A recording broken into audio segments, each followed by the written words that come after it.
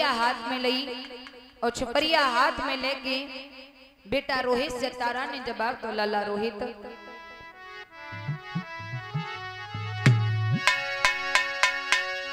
अरे लाला मेरी बागन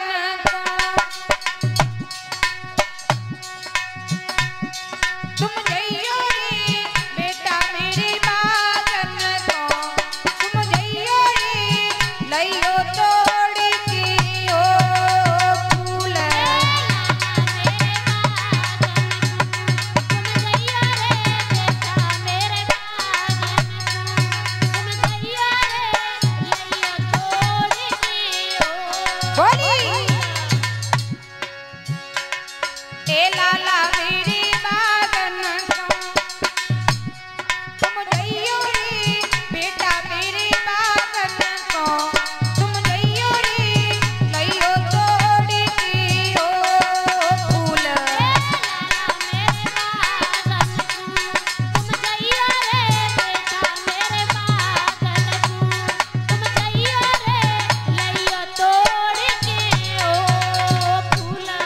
और मैया तारा रोहित से बोली लला अरे लइयो तोड़ के फूल कुमर बागन को जइयो और जहां कम होई अवेर गैल में बेटा मत रुक जइयो तू सुन ले मेरी वाणी और पूजा खंडित होई कि कह रही है ये तारा रानी ए लाला मेरी बागन को तुम जइयो रे बेटा मेरी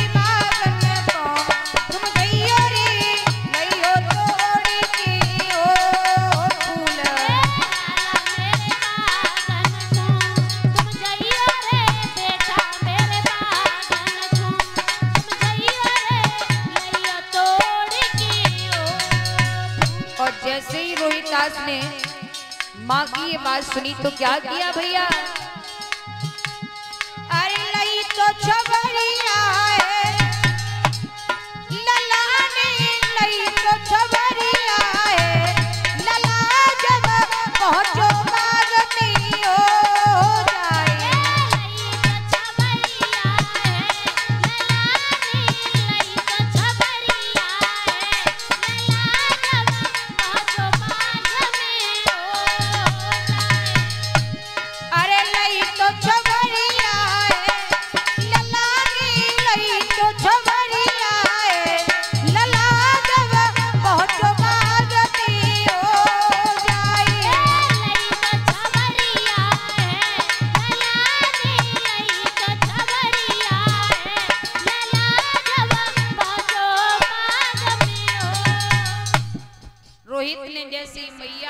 सुनी छपरिया हाथ में ली और मैया के चरण स्पर्श करके बाग में पहुंचो बाग में जाकर रोज रोज पर हाथ डालता जा रहा है मेरी माँ और इधर विश्वामित्र जी ने एक सर्प का रूप बनाया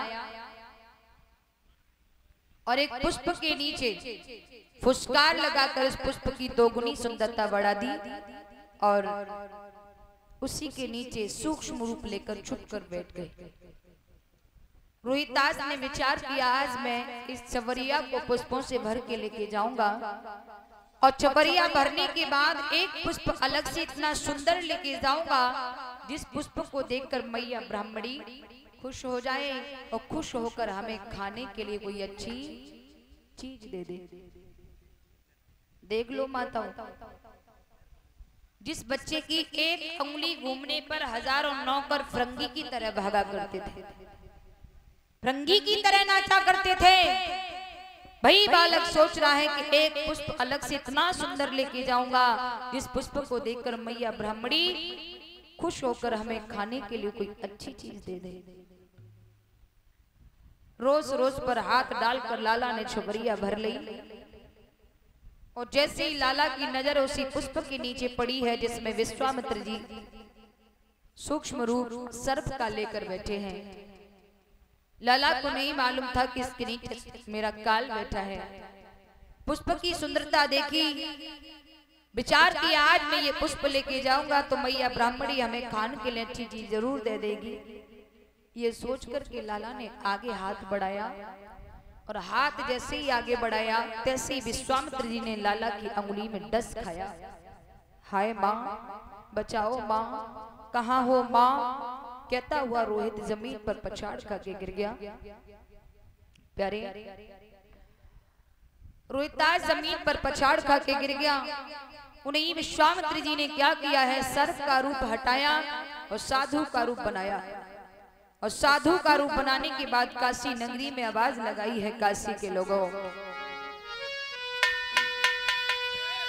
काशी के लोगों एक बात सुनो, और एक लला बाग में आओ और मैया बबला को पता नहीं भाई काले नागनी खाओ है।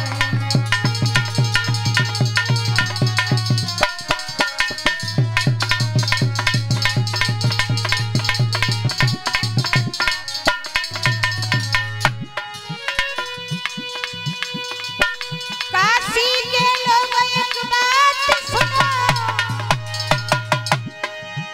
एक लला बाग में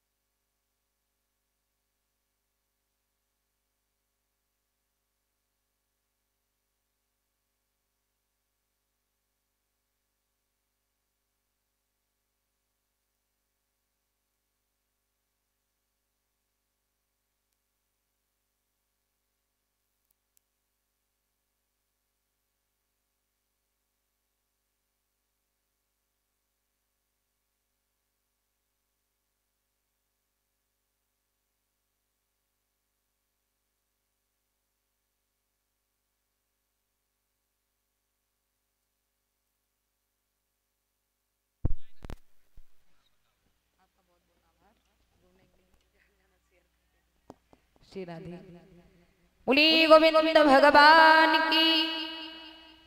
विश्वामित्र ने आवाज लगाई है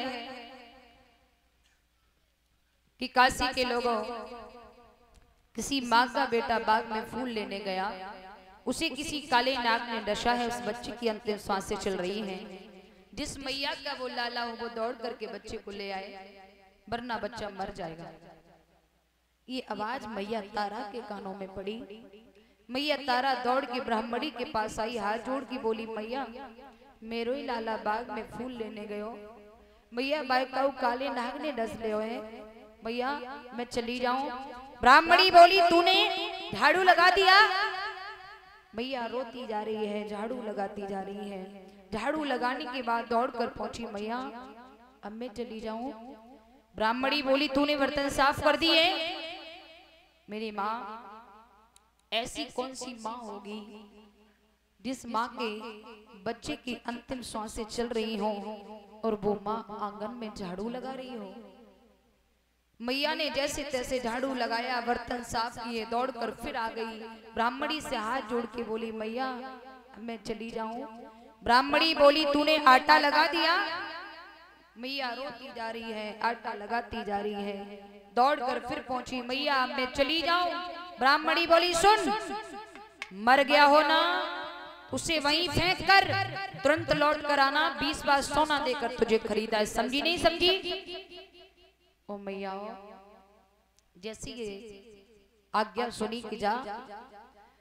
मैया तारा इस तरह से भागी जैसे एक गाय बछड़े के लिए रंभा करके भागती है।